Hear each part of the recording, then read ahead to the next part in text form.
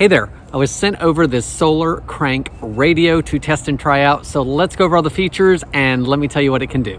So the basic features on this are it is a radio and flashlight. So along the front here, you have your AM, FM, and weather band. I'm going to turn that on so you can hear it. Hewitt.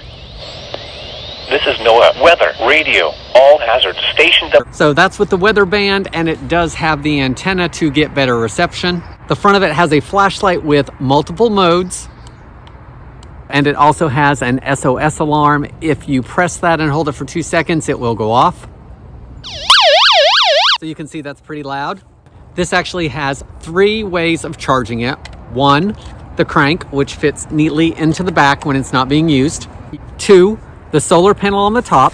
When it's charging with the solar panel, you can actually see the red light here. That means it's charging. If I cover that up, it goes out. And the final way to charge it is with a USB. So if you charge it with USB, it will take about 5 hours from start to finish from a dead battery.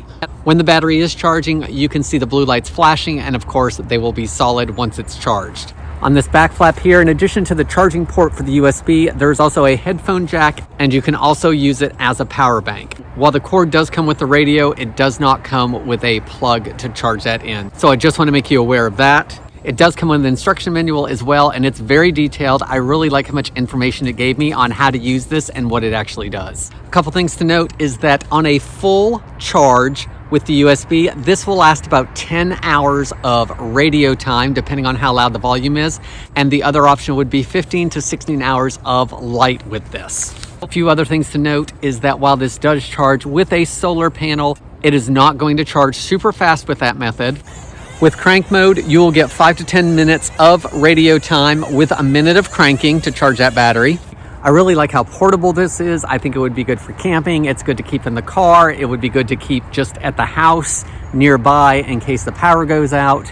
This is not waterproof, so it's something that is going to need to stay dry. It's not recommended to be submerged or get wet of any kind.